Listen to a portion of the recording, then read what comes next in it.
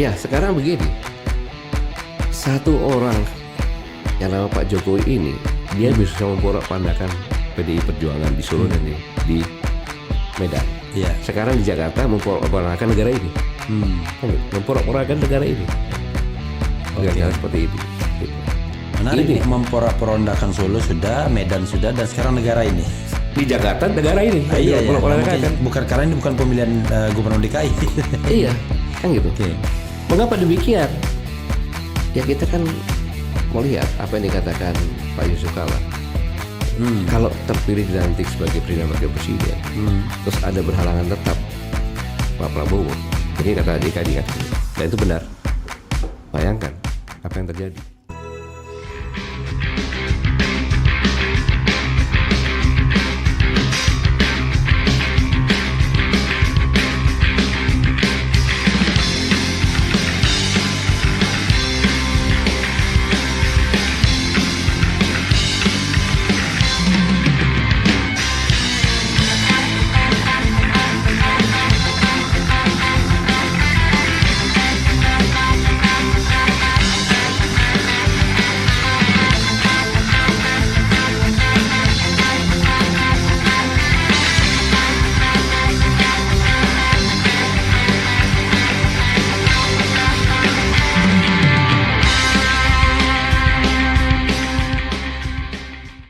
Silakan Pak Gatot melakukan overview dulu secara umum melihat fenomena yang terjadi seluas-luasnya Pak. Silakan Pak. Iya, Bung Refri, sangat luar biasa ini Bung Refri ya. Iya. Mengapa luar biasa? Saya sedikit mereview bagaimana kejadian di Solo.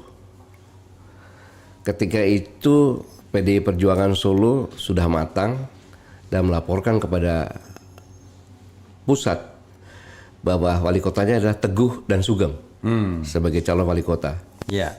dan wakil wali kota. Oke.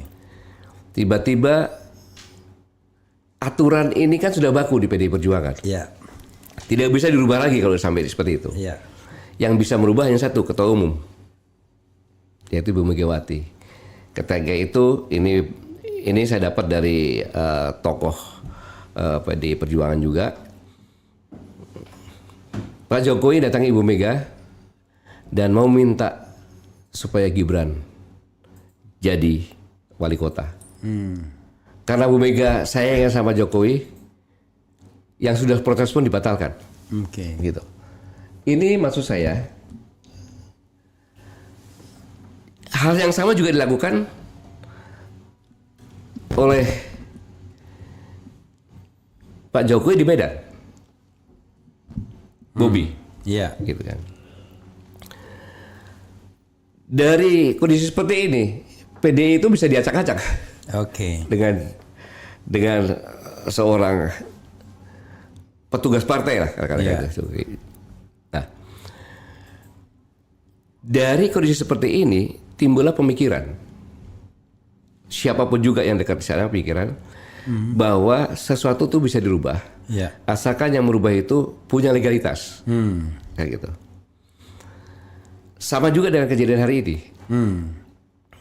Kejadian hari ini, kan sebenarnya yang pertama kali adalah Jokowi lingkarannya inisiatif untuk 3 periode. Iya. Ketua partai sudah aksi, termasuk Caimin juga udah aksi tuh. Iya. Ya, kemudian Erlangga juga sudah, bahkan ketua DPD Lanya Mataliti, Bahlil, ketua MPR sudah, Bambang Susatyo, Iya. kan gitu. Tetapi untung ada Ibu Mega yang mengatakan tidak bisa. Konstitusi menyatakan seperti itu gitu. Nah, dari itulah maka muncul apa yang harus dilakukan kan gitu. Dan keputusan Mahkamah Konstitusi ini kalau kita lihat dilakukan tanggal 19 Oktober itu menunggu kekuatan penuh. Itu Bung Raffi. Iya. Ketika Demokrat bergabung, maka SBY aja dukung kok pasti. Oke. Mantan presiden kan gitu. Ketua-ketua partai besar juga mendukung. ahli hukum tata negara, Iya. kan? Yang ada di situ.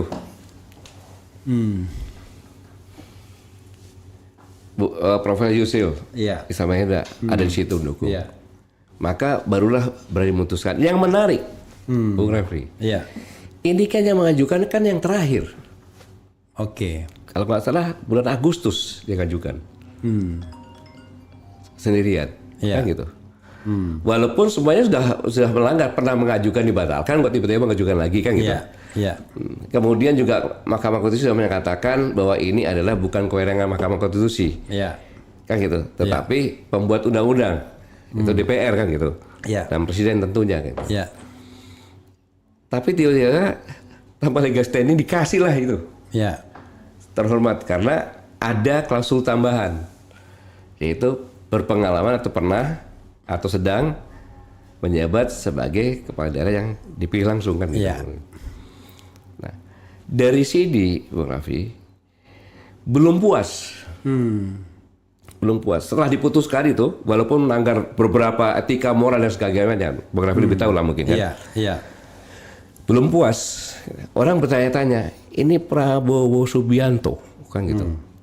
Letnan Jenderal Purnawirawan TNI Prabowo Subianto, mantan Danjen Kopassus, mantan Pangkostrat. Itu tapi memang ini mohon maaf Pak, ini pertanyaan bodoh ya. Itu memang ini kan Pak Prabowo itu kan diberhentikan ya waktu dulu. Iya. Itu masih berhak menyandang purnawirawannya ya? Ya? Masih berhak. Nggak, ini pertanyaan bodoh saya. Iya, pertanyaan bodoh. Cuma kan sementara ini kan. Ya. Sementara ini walaupun diberhentikan, Ya. tapi masih diperlakukan seperti itu. Oke. Jadi, Oke. nah, yang saya sampaikan bahwa Pak Prabowo ini mantan Danjen Kopassus, mantan Pangkostrat. Iya. Orang berpikir betapa dangkalnya strateginya, seolah tidak tahu strategi. Oh ini gawat nih. Silakan Pak. Iya kan gitu. Iya. Tetapi kalau saya jadi Prabowo pun, Iya. saya akan mengambil keputusan yang sama. Mengapa? Menjadikan Gibran sebagai wapres. Mengapa? Iya. Karena Pak Prabowo ini kan sudah merencanakan, saya yakin, sejak kalah kemudian bergabung dengan Jokowi, punya rencana untuk seperti sekarang ini. Iya. Di ujung, ya kan, secara naluri, saya yakin beliau tidak mau. Iya. Apalagi kondisi terkini. Iya. Tetapi apa? Ketua Mahkamah Konstitusi pernah menyampaikan, Iya. ya kan? Masih menunggu keputusan Mahkamah Konstitusi. Ada yang digugat mengenai batas usia minimum Iya. dan masuk lagi gugatan yang terkait dengan batas maksimal. Maksimum. Iya, batas maksimum. Iya. Ini umpamanya kalau nanti MK memutuskan bahwa untuk menjadi presiden atau wakil presiden batas maksimalnya 70 tahun, berarti akan ada capres yang gagal. Iya. Ya. Apa maknanya? Maknanya adalah ambil Gibran. Sang paman mengancam Prabowo, Iya. kan gitu. Iya. Mengancam Prabowo, gitu kan. Iya. Lu bisa juga nggak jadi, kan gitu. Iya. Makanya kalau lihat kemarin sore pada saat deklarasi, kan gitu, Iya. kan berpacu dengan waktu itu. Maka sore-sore walaupun tanpa Gibran, dideklarasikan itu. Gitu.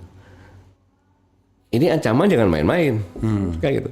Dia nggak ngangkat, bisa berubah sekarang ini, Iya. kan gitu. Karena Mahkamah Konstitusi apapun yang diputuskan adalah final. Semau dia aja kan gitu. Iya. Seperti yang sekarang ini, kalau kita kupas tentang masalah etika moral semuanya kan dilanggar.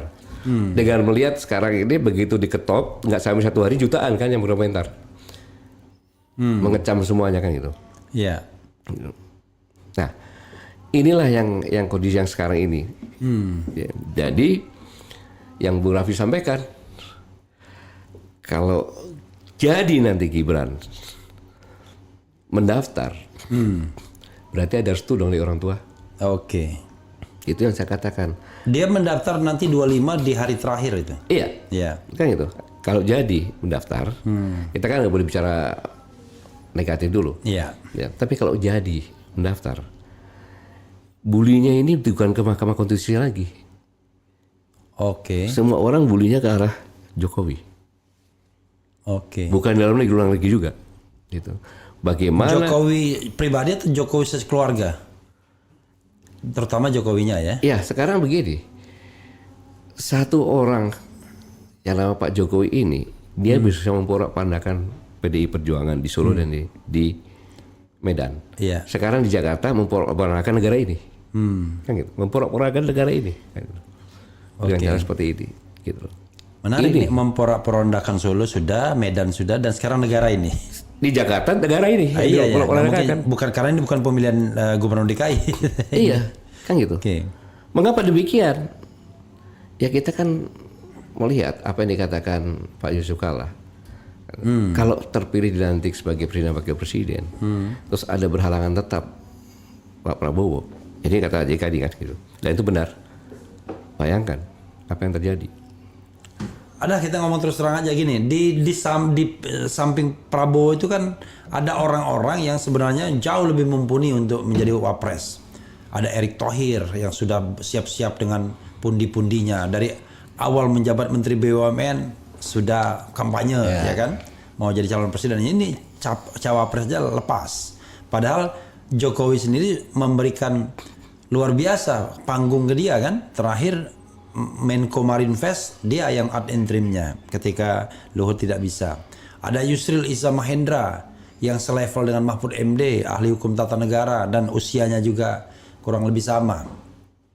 Ada 3 orang yang kurang lebih sama kan, Pak Jimli, Yusril dengan Pak Mahfud.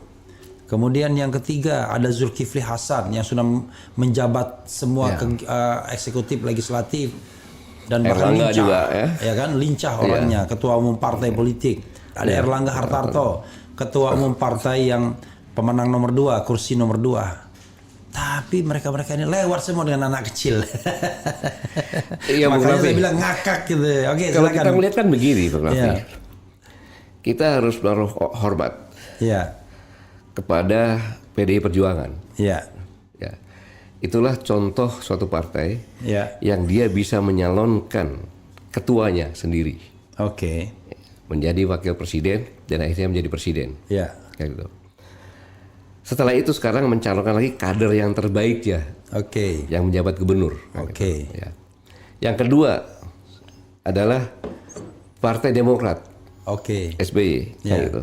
Dia buat partai, kemudian dia ketua partai, dan dia menyalonkan sendiri. Iya. Itulah sebenarnya partai seperti itu kan gitu. Iya. Yang kedua Prabowo Subianto, ya kan, Iya. dengan Gerindra, Iya. kan gitu, mencalonkan, Iya. ya, sampai dengan sekarang, ya kali. Kemudian PKB, Iya. Caimin, ya, gitu. Sekarang mencalonkan sebagai Wapres. Wapres. Iya. Partai memang begitu kan gitu. Iya. Yang jadi pertanyaan, Bung Raffi, Golkar, Oke. pemenang kedua.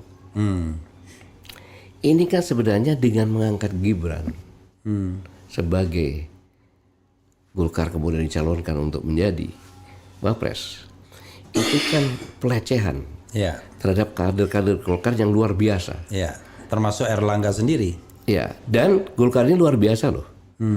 Ketika reformasi dia digebukin, bahkan mau dibubarkan kan. Iya. Tapi selang pendekik pemilu nomor 1 loh. Nomor 1. Tahun 1999 digebukin di mana-mana. Iya. Tahun 2004 nomor 1. Nomor 1. Iya. Jadi Golkar itu luar biasa gudangnya kader. Iya. Karena mereka menerapkan. Contohnya saja, sekjennya, Iya. Legend TNI Purnawirawan Ludwig Paulus. Iya. Ketika masuk dia nggak diterima. Iya. Lu masuk dulu di bidang pertahanan, gitu. Setelah masuk di bidang pertahanan, tahun kedua atau ketiga dia masuk ke PLH Ketua Golkar Lampung, baru jadi sekjen, kan gitu. Ini saya tidak mengecilkan generasi muda, tidak mengecilkan Gibran ya. Iya. Walaupun dalam kondisi yang sekarang ini dalam meningkatkan destinasi pariwisata, Ya. saya katakan cukup berhasil. Walaupun itu juga mungkin tidak menampik ada bawaan dari wali kota yang ramah kan Pak Rudi kan gitu kan. Satu. Yang kedua, ya enak jadi wali kota yang homogen, lalu dibantu pula oleh pusat. Proyek-proyek pusat kan banyak di sana. Ya. Kemudian pada saat weekend kemarin Airbus, Ya. Garuda menerbangkan Airbus untuk kunjungan untuk Jakarta Solo itu. Itu kebetulan saya di sana sama ini ada keberhasilan itu. Tapi kan dalam sektor seperti itu kan itu.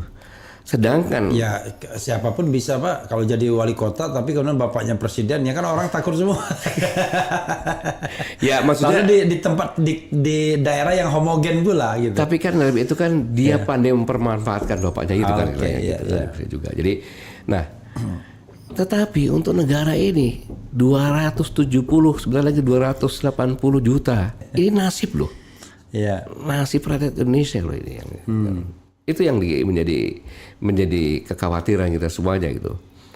Kan pengamat politik pun menyampaikan kan bahwa Gibran dengan bergabung Prabowo dia tidak meningkatkan tapi tidak menurunkan. Iya. Dia katakan baiknya karena apa? Tidak meningkatkan elektabilitas Prabowo, tidak menurunkan elektabilitas Prabowo. Iya.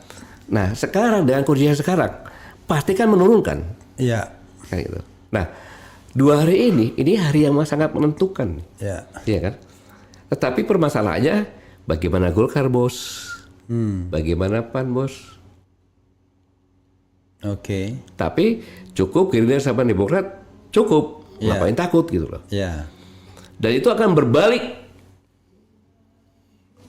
kekuatan sebelah baru akan naik gitu.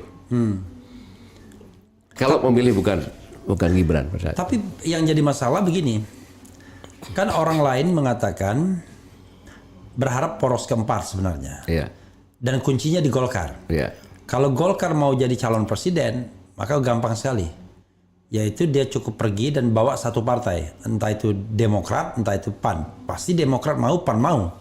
Demokrat berarti AHY, kemudian PAN pasti mau kan, dengan Erick Thohirnya. Jadi dapat. Cuma mereka kan sudah diancam dari awal semuanya itu, ya kan? Ya Erick Thohir, ya Zulkifli Hasan, ya ini yang nggak terancam cuma SBY sama AHY, tapi nggak bisa sendirian dia. Gitu. Bung Raffi, ya, yang jadi pertanyaan, Saudara Erlangga Hartarto itu apa jasanya dalam pembentukan Golkar? Iya. Ada nggak jasanya? Bapaknya mungkin ada sedikit. Saya ya. tanya Pak Hartanto kan itu. Iya. Ada nggak sampai membesarkan Golkar? Ya dia kebetulan dibesarkan oleh Presiden Jokowi. Karena dia menjadi ketua umum ketika masa pemerintahan Presiden Jokowi. Iya. Dan kalau tidak didukung istana, mungkin nggak akan terpilih dia. Nah, Kan itu ini mohon maaf. yang Orang saya mengatakan maksudkan, operasinya Luhut ya, semua itu. Yang saya maksudkan, Bu Ya. Raffi, ya kan, masa dia tega menghancurkan Golkar, I see. kan gitu? Iya. Dengan kemarin saya mengamati wajah demi wajah Iya. Nggak happy itu. ketua Golkar kan gitu, senyumannya kan senyum terpaksa, Iya. kan gitu. Benar matinya, kan, kita membesarkan Golkar setengah mati berdarah-darah, dan saya yakin Golkar akan kehilangan konstituennya. Iya. Marah mereka semuanya. Kan kasihan kader-kader yang setengah mati berkampanye untuk jadi DPR, pendukungnya kabur semuanya. Iya. Gitu. Dan harusnya apapun yang terjadi harusnya gunakan sistem partai yang sebenarnya. Bukan cara seperti itu. Maksud Pak Gatot walaupun Ya sekarang kan sudah kita lawan saja lah, berkorban daripada partai Golkar akan hancur. Toh Caimin melawan juga. Iya. Artinya sekali-sekali melawan ya nggak apa-apa. Apalagi sudah menjelang pendaftaran gini Iya. kan. Udah nanti pas pendaftaran tiba-tiba Erlangga berpasangan dengan AHY. Kemudian Apapun, Prabowo dengan tetapi siapa gitu? saya katakan kalau toh nanti dia dipidanakan, Ya, orang mengatakan dia pahlawan, ya, kan? Dan proses pidananya akan dikutuk sama orang. ya. Mengapa harus takut? Gitu. Karena harapan Golkar ini kan partai nasional gitu loh, yang menjaga stabilitas ini selama ini.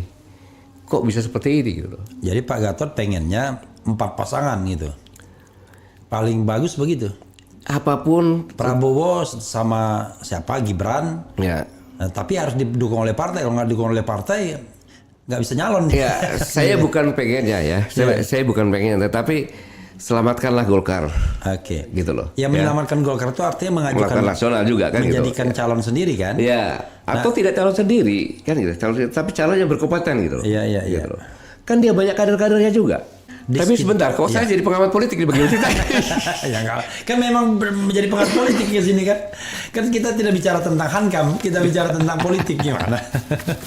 Nah, dan nggak bisa juga saya bilang Bapak tim sukses kan. Tim sukses juga enggak. Jadi ya pengamat politik memang gitu.